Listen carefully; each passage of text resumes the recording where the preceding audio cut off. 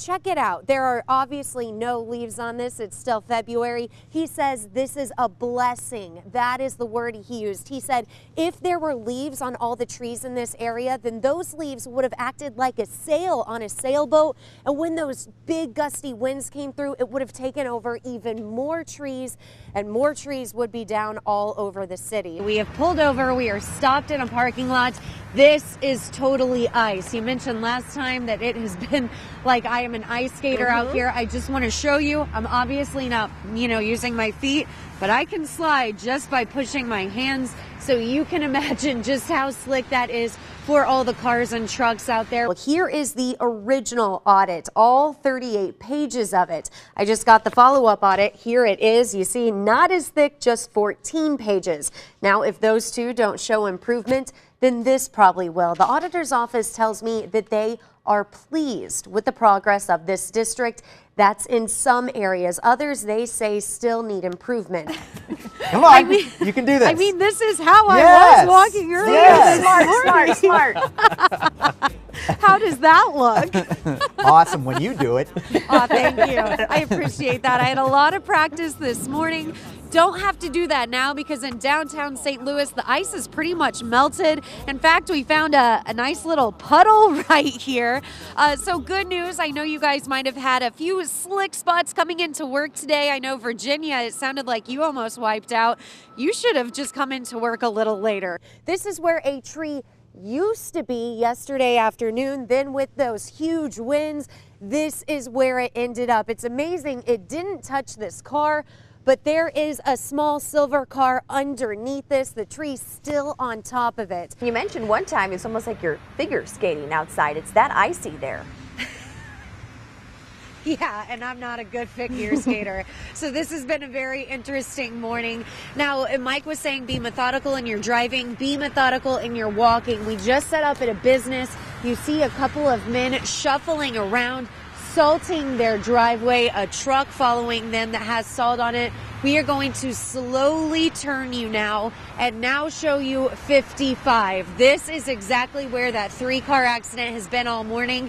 And wouldn't you know, timing is not on our side today because just about a minute ago, this scene officially cleared. All 3 of the cars that were involved in that accident were towed away. Chief John Belmar did not have much time to just get his feet wet. He tells me on his first full day as the police chief, he met with every lieutenant in this department. Through those discussions, he tells me he was able to figure out the positives and then some of the challenges that this department will face. We are joining you from South St. Louis, close to Hampton and Gravois, and I know you can't see me very well right now.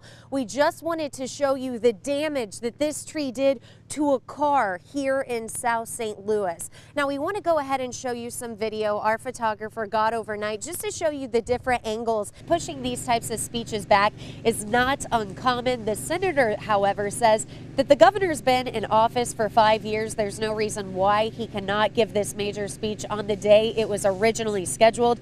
The press secretary, on the other hand, kept telling me that this has happened with every governor since Jim Edgar was in office, and many of you longtime Illinois people know that Jim Edgar is the last governor to not be sentenced to prison. I just got a text update from another county cop that says if you are going to be out today and you see an accident, definitely stay far enough away so you do not hit one of the emergency responders trying to help the people involved in that accident. If you are wondering how the new St. Louis County Police Chief will keep you and your family safe, we have your answer.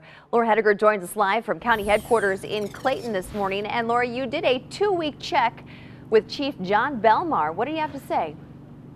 Yeah, I did, Claire. And in fact, this is the 3rd time in just 2 weeks that I had spoken with him. And if you live here in St. Louis County, you can expect to see and hear a whole lot more of the new chief. He tells me that one of his main goals is continuing to improve upon the partnership between county police and county citizens. Chief Belmar says that's vital in keeping crime statistics at the current 40-year low. But he also says this area, or the area his department needs to refocus on, that's his description, not mine, is making sure that county citizens know that whenever they call 911, a county officer will be there quickly and ready to help.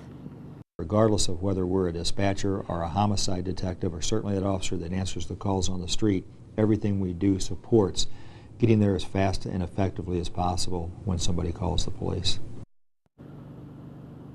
The chief tells me that transparency with his department is key, but he is not committed to using social media yet. He tells me that is an area that he is still exploring. Now, I will continue checking in with the chief, and anytime he has an update, I will be sure to share it with all of you here on News 4 this morning. Reporting live in Clayton, Laura Hettiger, News 4.